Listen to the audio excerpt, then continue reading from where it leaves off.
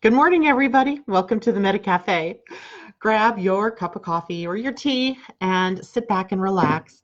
Let's chat about what is happening up in the stars. And this morning was a bomb with Zoom. So I decided I would just go regularly live on my Living Astrology page. I don't know what else to do with this technology. I'm telling you guys, it is retarded. And it makes me just sick inside when I'm sitting there. I see this wheel going around and around and around and around and around like crazy, just telling me it's preparing to go live. So I said, screw it, turned it all off and came back in and just did this live. And hey, if this works, I'm all for it, right? I'd rather do it this way. It's simpler. It is definitely much simpler. I just went go live and it worked. So, and I see hearts popping up. Hi, everybody. Good morning, Rebecca. It's great to see you. Michelle Gay, good morning. And Asa, good morning, sweetheart. I'm so glad that you're with us this morning and looking forward to chatting with everybody this morning. We have a lot to talk about and something new that I'm going to throw out at all of you. And I hope you guys are ready for it. And if you don't understand it, it's okay, because I'm sure we'll have other opportunities to talk about it. And it is something a little bit different, something I wouldn't normally talk about, but it's like the third time now that this has come up into my face. And it's something called a parallel in astrology. And it is, there's a parallel and a contraparallel. So there's two pieces of a puzzle that adds to some of the underlying energy in any given day. So here we are today with the moon in Aquarius all day long. So we are still here with the energy of being innovative and thinking outside of the box and being able to see things in new and exciting ways. That's the high side. That's the potential that we have with us all day long with the moon moving through the sign. There's also a connection with the moon in Aquarius to working with groups of people. Aquarius is a group sign, while its opposite sign, Leo, is more of an individual sign. So when we say that, it means that Aquarius is more comfortable with the group setting. In fact, they do really well in that group setting, seeing to the needs of the group or preparing to work with the group. While Leo, on the other side, is more individualistic. They're meant to be the center of attention. They're the standout in the crowd, if you will. So when we look at that opposition, right, the two signs are in opposition to one another. You're also even getting an idea a little bit here of what's going on in the sky in terms of the full moon that's coming up tomorrow morning. And we're going to talk in depth about the full moon today because it happens at 5:30 tomorrow morning, my time, 8:30 in the morning your time. I am not coming on air that early to talk to you about the full moon. So we're going to talk about it today, so you are prepared for what may be happening. And in any event today, it may be building up in energy because it is getting very close, right? These planets are coming together in their respective aspects. So we'll want to talk about that. The only new connection that the moon makes today is a sextile to Jupiter. And a sextile is a 60-degree angle between planets. When we are talking about sextile challenge or squares or oppositions or any of the things that I say, when a planet is in relationship to another planet, we're describing that relationship. So a sextile should automatically clue you in that these two are sharing information. They're sharing their gifts and they're sharing their talents. And it is implying an ease with the two energies. So the moon in Aquarius and the planet Jupiter in Sagittarius work well together, right? So the optimism and the open-mindedness of Jupiter and Sagittarius works well with the freedom-loving, and there's even a freedom-loving component in Sagittarius as well that works really well with the energy of the moon in Aquarius. So those two all day, well, for a good chunk of the day, are in a sextile to one another. And that means that for most of us, this might be a day that you feel upbeat. This may be a day where you can get some things done, where you can see inroads into something that maybe before had caused you to stop or not be able to finish something. So easy deal here with the moon today in Aquarius. That also puts the Sun and Venus still in a very close conjunction in a quincunx or an inconjunct to Pluto. So there's still this undercurrent going on, this undercurrent. What is that going on up there? An undercurrent of power struggling, or just this idea of becoming empowered, finding out where you are disempowered, or dealing with the issues of power between you and another person. It could be within the family, it could be with someone at work, it could be someone that you love, it could be someone that you don't really like, but the potential for power struggles today are pretty high with Sun Venus together, and in that difficult aspect with the planet Pluto over there in Capricorn. And remember, an inconjunct is a place where we have to become adaptable, where we have to sacrifice something in order to make the energy work, because the two planets in a quincunx are they're completely at odds with one another. They don't understand one another, right? Capricorn's businesslike, stern, rigid, disciplined attitude versus Leo Sun's let's play and have fun don't work well together. So we have to be able to bring both of them into an agreement about how those energies are going to play. And it might mean one or the other side has to give up something in order to do that. So while playing is in sort of the vogue for this month, at least this point in the month, we also have work to do. So we have to do both, right? We have to give voice to both sides of that. So that quincunx is still in effect, and it is also going to carry over into tomorrow's full moon. And so we'll talk about that.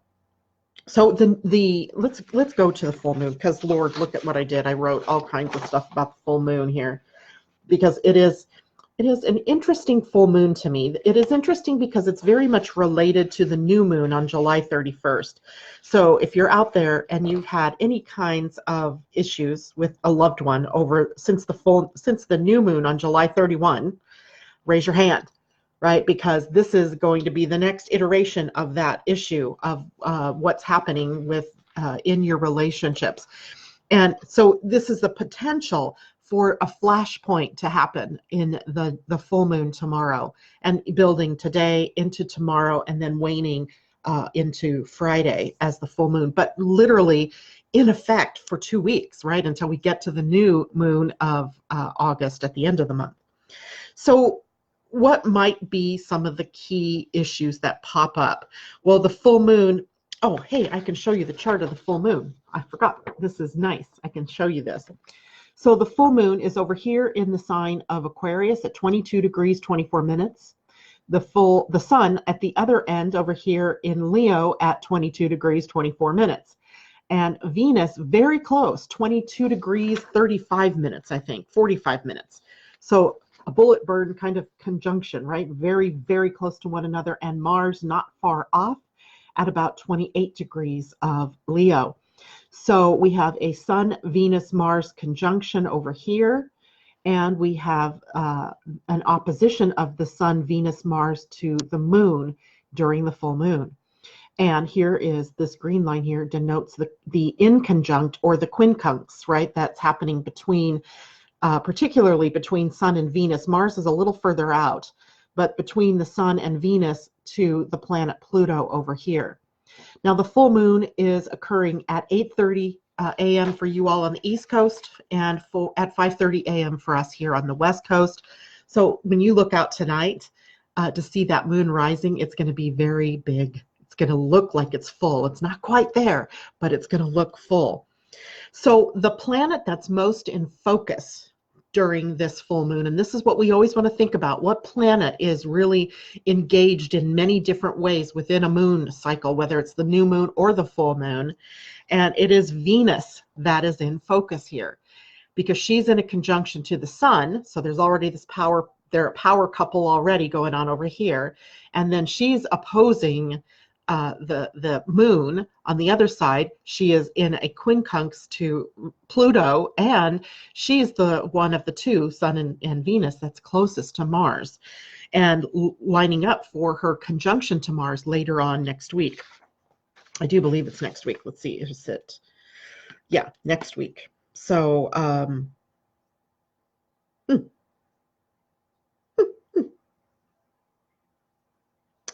well, at some point, oh yeah, Venus conjunct Mars on the 24th. There we go. I knew it was coming soon.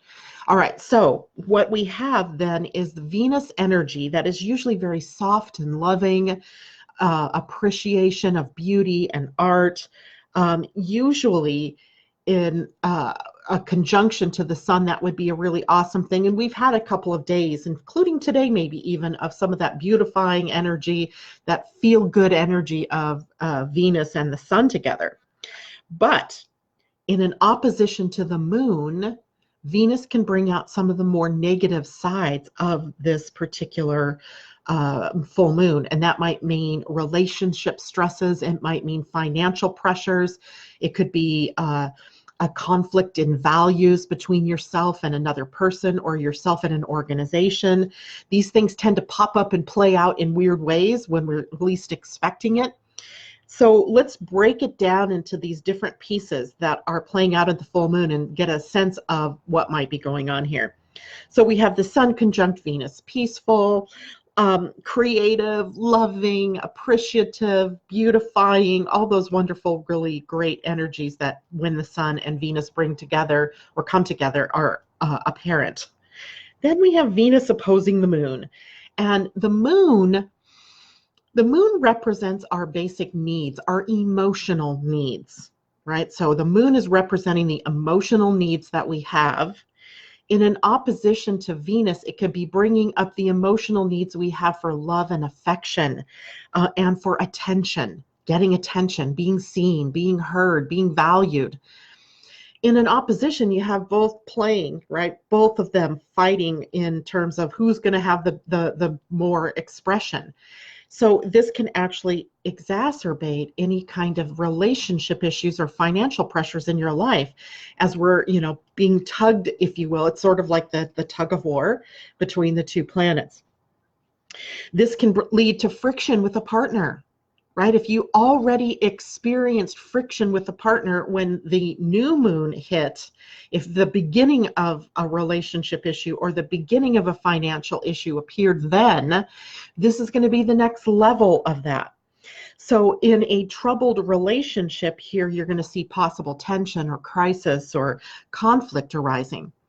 Now, I'm not going to leave you hanging here with that idea of conflict and crisis in mind without an antidote, because there is always an antidote to any of these challenging energies. The big one for all of the rest of the things that we're going to talk about with this full moon is going to be patience, having patience with someone. Being impatient is only going to add anger and salt to the wound, or flames to the fire, right? Fanning the flames. The other thing that's so important here, and there's a faraway quincunx going on with Neptune, and it's more empowered before the moon. It's not really in effect at the moon, but it reminded me that unconditional love goes a long way to soothing whatever is happening. And by applying unconditional love to a crisis situation, all that is saying is that you're just going to remember what you love about this person, not that this person is having a moment, not that this person is having an angry fit. It was funny because last night my husband called me. It's probably it was like 6 o'clock, 5 o'clock. I don't remember. It was Mondays and Wednesdays. He always works really late. But yesterday was Tuesday, and he's calling me and he's telling me I'm going to be late, and he's pissed off about it.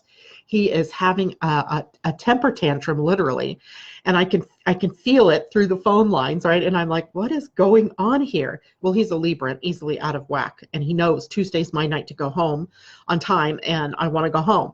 But he still had all these orders to pull, and so I literally could have gotten pulled into that drama and gotten, angry. He's blowing up at me about, having to be late. And I just was like not playing in that game. I just stood there or sat there on, in my seat with the phone to my ear, just going, yeah, I get it. That's terrible. Yeah. But, just breathe. Just breathe. And he's like, I don't want to breathe. I want to be mad. And I'm like, just breathe. It's okay. Whatever. If you want to be mad, but that's not going to make this go any faster. And I just, gave him that space to be angry and upset. And then I told him I loved him and hung up the phone. And literally, he got to come home a whole hour earlier than he thought he was going to be able to.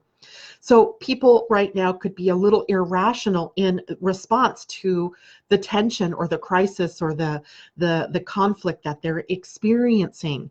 And if they are, and you get drug into it, it's going to make it bigger. It blows it up instead of brings it down.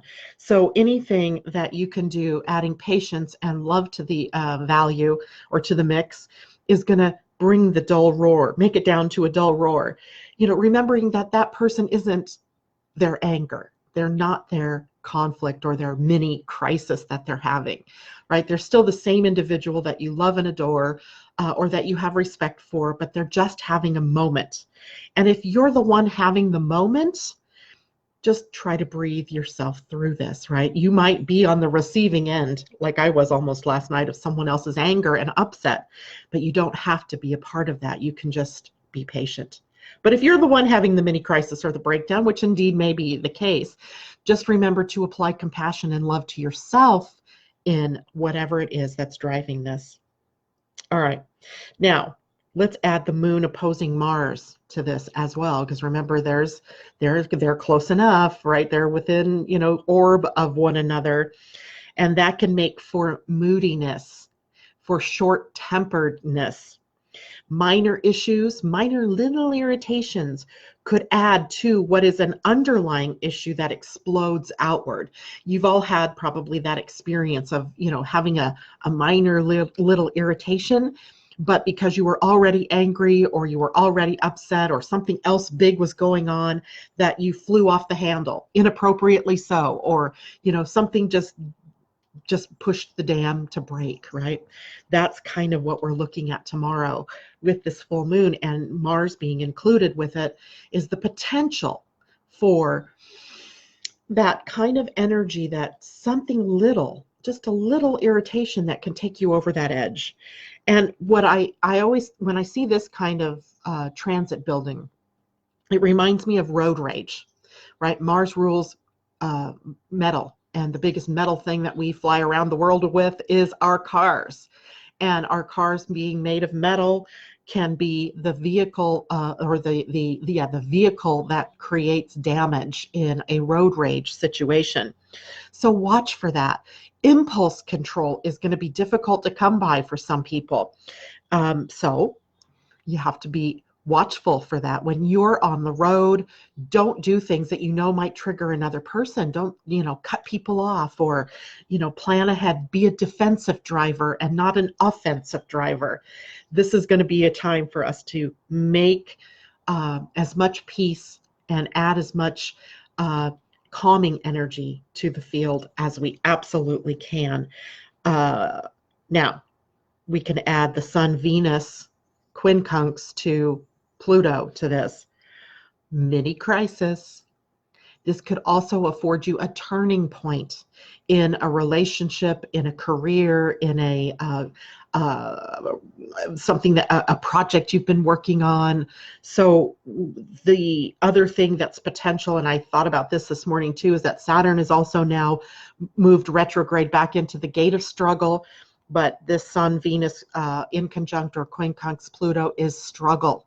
The struggle between people, the struggle to claim our place, the struggle to enact our values or what it is that we want. But it's also representing a turning point for us to be able to get somewhere. If you can utilize that Mars energy for movement forward, right? It's like harnessing a horse. Breaking a wild horse, right? You can harness that energy and then you can put it to work. And it requires you to stay out of competition. It requires you to stay out of comparing yourself to other people. But it does give us a lot of opportunity to complete something or to move something forward that's been stuck. So we have that, here. But those negative points, there's going to be those people who are totally unconscious. And likely they're going to bring up anger, jealousy, power struggles, and maybe intimidation energies. We may see that going on in our outer world as well. because the full moon, brings out the crazy in all of us. The full moon is where the moon and the sun are putting the most pressure here on the earth. And so it tends to rise the what did they used to call it? The humors, right? The humors in the body. In the old days of medical science, right? There was the humors, right? And the humors were the fluids, the blood, the angry energy within us. So it rises during the full moon, which is why we end up with, more accidents, more people that commit suicide, or more people who have emotional or mental breakdowns during a full moon and even a new moon, because it exerts the most pressure here on the planet. And the planet is about 75 to 80% water, and your body is also 75 to 80% of water or fluid that is being affected, right? Tides, you noticed the tides are always higher at the full moon, and this is a powerful one. So it doesn't have to be a bad one, though. This could be a really good time to tap into something deeper, and to see where the power struggle has ensued, and to let go of that power struggle, to bring it to peace, to apply unconditional love.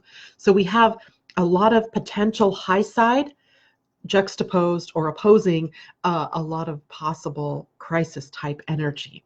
So let's take a look at what people are saying here. I can scroll through the comments this way. I'm just going to do this from now on. Why pay for any one of them? Good morning, Rebecca. I think I said that to you, although Allison, good morning to you. Chanel, good morning. Londa, good morning. Elisa, good morning. Linda, good morning. Suzanne, good morning. Great to see you. Linda says, found you. Good morning.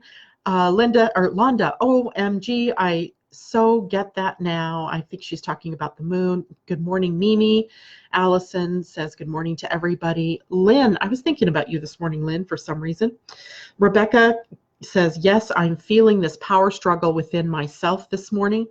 That is another part of this, actually. Thank you for bringing that up, because many times the power struggles within us between, that old devil on one shoulder and the angel on the other shoulder, that really represents the two parts of ourselves, the spiritual part against the earthly part, the ego part, let's say. Not that the ego is your devil, but, it just think about these two different parts of yourself and how they can create tension and struggle within within your beingness, right? So that could also be what gets triggered here. And the of course, high side with that moon in Aquarius is to look at it from a new angle. Look at it from the observer point of view. I do believe we pulled the observer card for someone yesterday, and I thought about that too. That Aquarius moon is really great for becoming the observer, standing back outside and looking in to see what does that power struggle represent, where is it coming from, where is its roots, and how can you change that and move it into a different kind of energy. So good morning, Stephanie Compton. Great to see you out there. Colleen, good morning. Debbie Hedden, good morning. Asa says yes to almost all the above. I get it. Debbie Tibbetts-Tumiel, good morning to you. Natasha, good morning to you. Kristen, good morning. Thank you, Debbie. That's really sweet of you. I didn't even dry my hair this morning. I had so much going on in my head about what I wanted to say this morning, and I just threw it up so it's still wet, and that's okay. It'll keep me cool throughout the day. Kristen Page, good morning. And Irina, good morning. Lisa Kenny, oh yay, Mars energy. Couldn't find something in one closet, so now the whole house is getting decluttered. My husband may barricade the garage before I get there. Actually, Lisa, that brings up something really good. We are sitting here at the verge of a stellium moving out of Leo and into Virgo. So maybe it's a great time to take this Mars-Pluto kind of connection here, channel all of that maybe conflict that's going on and put it to work somewhere in your house, right? Cleaning out closets, cleaning out your refrigerator, cleaning out your freezer, getting prepared for, if you're someone that puts up preserves or puts up, food for the winter, getting your kitchen prepared, cleaning out your closets. I love that. That's a great way to channel the energy into something positive. And of course, always watching to make sure you do not go overboard. right? This is the potential for us at times with these kinds of big energies, is that we could go overboard, and we don't want to do that, right? You don't want to go overboard, but you do want to get some things done. If you're channeling anger, then be careful, because sometimes Mars, in this moon Mars, uh, and when we get to the Mars parallel Uranus that I want to talk about next, there's always the potential for accidents or hurting oneself because we're going so fast, maybe, or we're adding anger to the mix, and anger can sometimes then create falls or bumps and bruises and bangs up. So we don't want that, right? So stay as cool and calm and collected as you can, and remember everything in proportion. Stay proportional. Rebecca says, wow, Janet, your words will be with me. I got it. Good, good, good. Carol Espinosa Solano, good evening from my side. That must mean you're in Europe. I can't tell what that flag is. Maybe that's France. I don't know what that flag is. I'm sorry.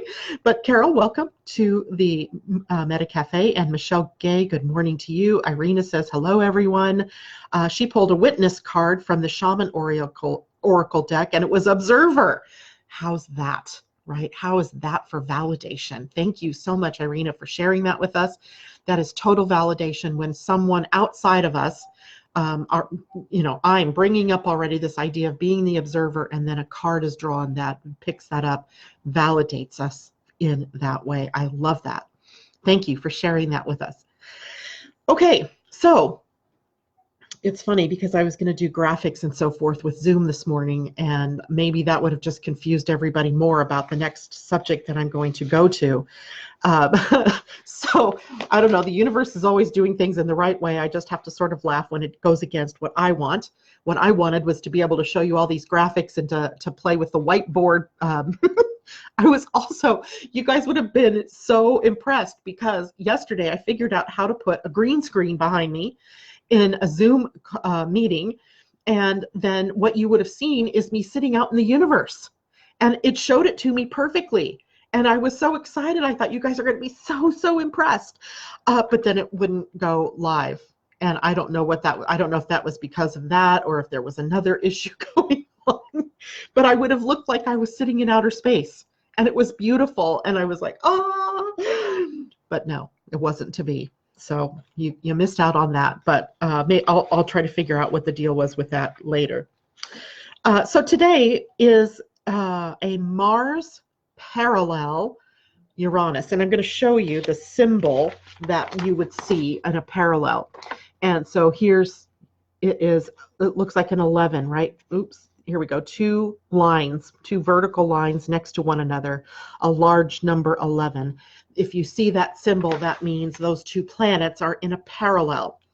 And a parallel is when, I want you to think of the planet Earth, right? And the Earth sits a bit like at a 23% tilt, right? Just 23%, just slightly. And it's moving on its axis. And as it moves on its axis, we are moving through the ecliptic plane.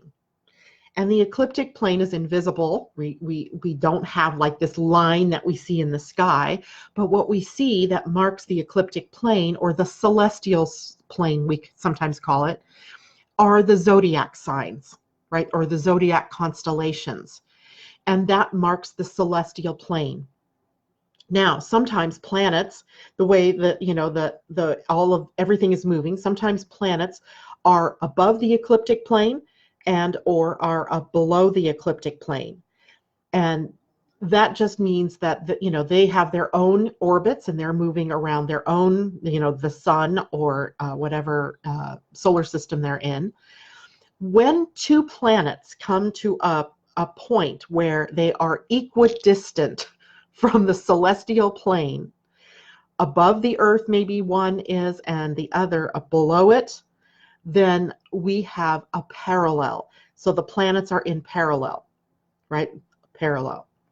And sometimes they are on the same side of the ecliptic plane at the same latitude, if you will. Tell me if I'm confusing you. Let me know if you're getting this, so you can just type in quick comments. So when they are in a parallel to one another, we read it as a conjunction. A typical conjunction is based on longitude, right? The degree that they are sitting at across the wheel of the zodiac. That's longitude. Latitude goes crossways. So when they are crossways this way, or when they're up and down this way, those are our parallels and our contraparallels. A contraparallel is read as an opposition, and a parallel is read as a conjunction. So now we take Mars, parallel Uranus, and we add them in as a conjunction to one another because they're in parallel to each other. And now you have the potential for upsets and surprises and outbursts and brilliance and genius and revelation and ahas and epiphanies all rolled into this full moon, right? Because that is going to hang with us for a couple of days here. And let's see, Asa gets it, Mimi makes sense, Rebecca gets it, perfect. Thank you for letting me know that you're getting that. If I had a picture of it, I think it might even be more confusing because there would be other lines drawn in there. Just think of it as a conjunction, but these planets are operating in the same latitude or degree. It's called declination, if you just want to know the astronomical terms. When you pull up your astro chart, you'll see sometimes there's a little link above your chart on astro.com that says see the tables or see more information. If you click on that, it opens up a table, and that table shows you the degree of the sign and the declination. And the declination is that latitude point. Where is it, in its movement across the whole of the sky? And that when you have two planets at the same declination, then you either have a parallel or a contraparallel. Depends on whether it's north or south. Is it one north and one south, or both north or both south? Hope that makes sense now, right? So anyway, going back to Mars and Uranus, these two, when they come together, magic happens, action takes place. It reminds me of the Fast and the Furious, right? If any of you have ever watched those movies where there's always this action, it's breathtaking sometimes. And we have that as a backdrop to this full moon, just to make things more interesting. Now, to me, this is not a calming influence. This is actually one that can jack the energy up a bit.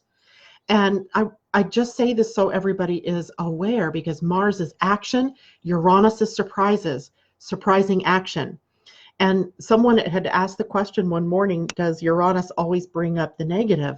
No, it doesn't. It's an awakener, though. And if you're asleep at the wheel somewhere, then Uranus wakes you up, and it can be perceived by you as negative, but it doesn't always have to be. It could be in the right place at the right time with the right people and the right opportunity, and magic happens, right? It can be absolutely like that. It could be a hunch that you follow and it leads you to something magical. It can also be where you've been asleep at the wheel and you are, jolted awake and maybe narrowly avoid an accident. So be awake, be aware, stay in your consciousness. Be aware of the possibility or the potential for surprising things to happen, for things to happen that you don't expect, for things, from outside of you, even in the outer world, to be prepared for the potential for explosions, whether that's through people and their tempers or whether it's through literal explosions of some sort. But it's in the field, right? It's in the field. So, all right, Asa, question, will the degrees be the same? No, that's a great question, because they're not, obviously, right? Uranus is at 6 degrees of Taurus, and Mars is at 27 degrees, 41 minutes of Leo. It isn't the degrees or the longitude that's the same, or the degrees in the circle, right? The circle. That's the same. It's the number of degrees that they are away from the ecliptic plane that is the same. The declination is the same.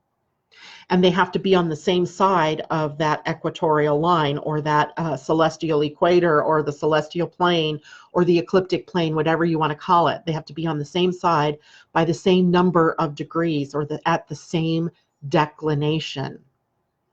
And that happens periodically. Even in your own charts, you might see that.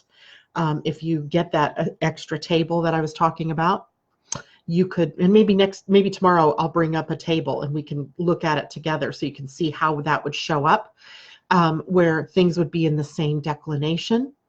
And that would mean that they were in parallel or contra-parallel. Depending on if one's north and south, that's contra-parallel, or if they're both north or both south, that's parallel. Makes sense, right? Parallel going across. All right. So I guess the takeaway message here is to be prepared for surprises. Expect the unexpected, and be tapped into the magic of it all. But know that some people may also be the deliverer of those surprises, and that can trigger people or trigger you, or other people can be triggered by you, right? And a power struggle can ensue, right? This is complex. This full moon is not an easy one.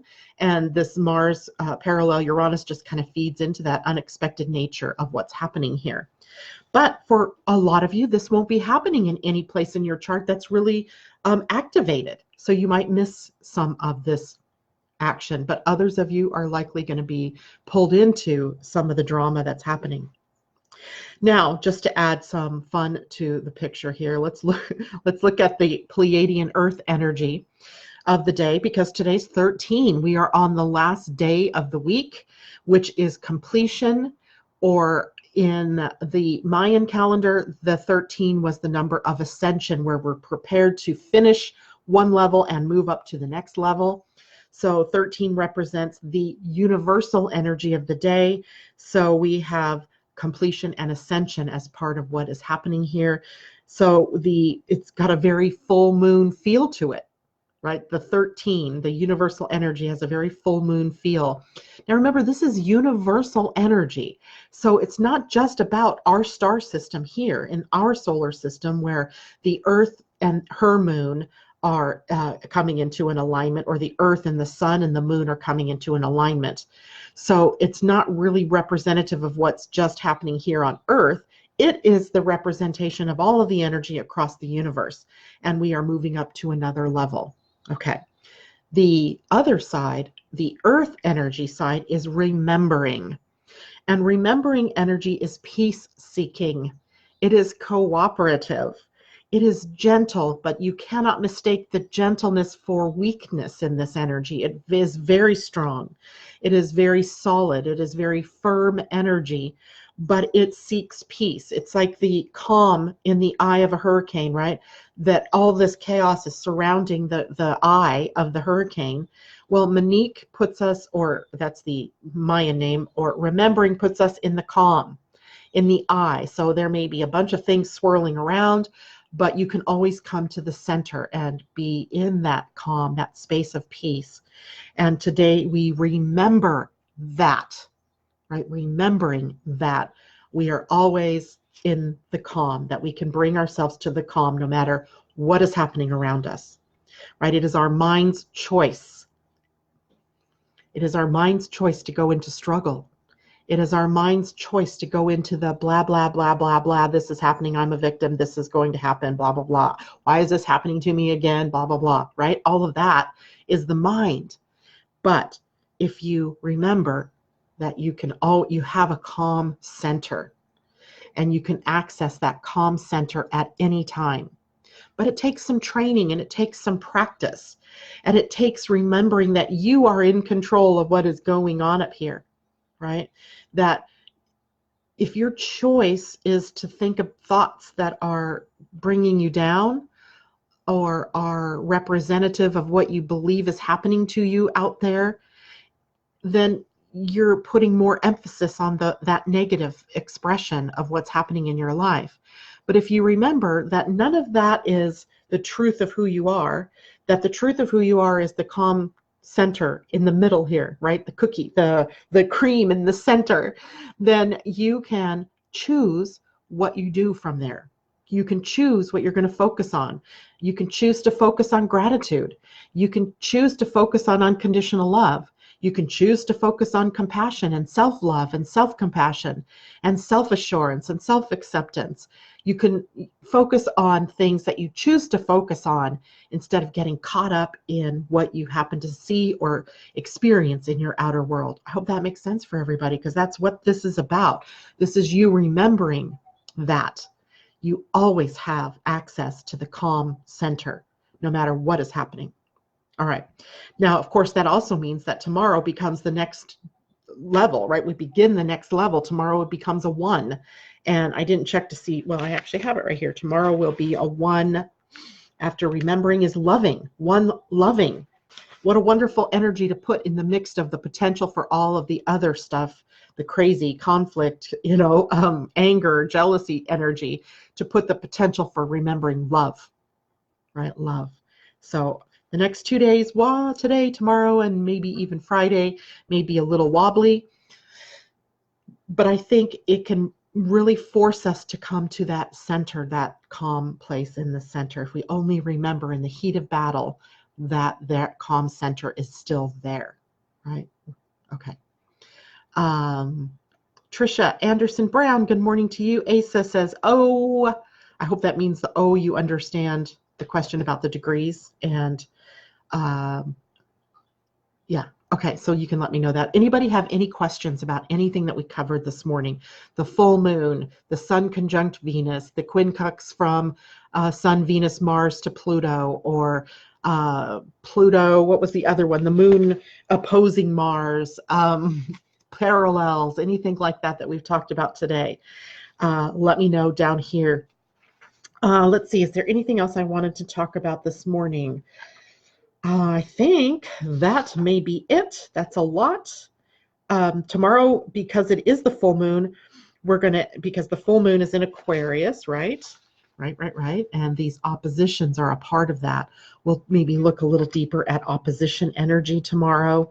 And Friday, everything else, we start the whole movement to Virgo energy on Saturday, when Mars moves out of Leo and into the sign of Virgo. So we start to see that shift.